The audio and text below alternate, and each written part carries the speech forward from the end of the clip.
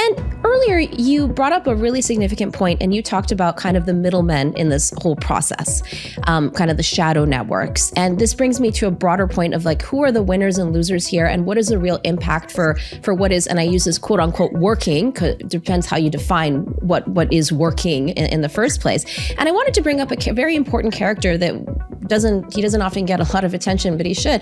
Babak Zanjani. So he's kind of like an oligarch, for those who don't know.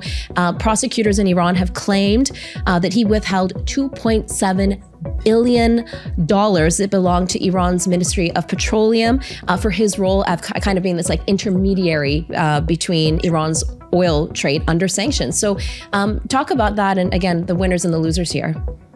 Well, the Zanjani case is very interesting because people may not know that there is quite a lot of internal debate and discussion and argument over issues of corruption inside Iran between the various agencies, the various power centers and factions. And it's one way in which the sanctions have had an impact on Iran internally. First of all, they've been very damaging to Iran's broader economy. There's no question. Purchasing power is way down. The currency has become significantly reduced in value. Economic growth has been impacted. Iran is likely, the size of Iran's economy is likely to shrink this year and next year in terms of real GDP.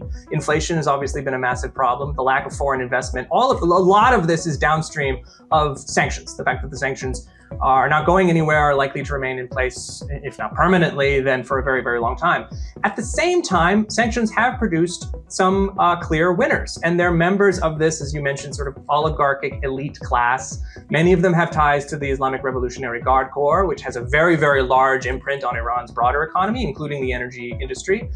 And the fact that the sanctions exist, as I mentioned, it doesn't shut the trade down, it moves the trade into the shadows.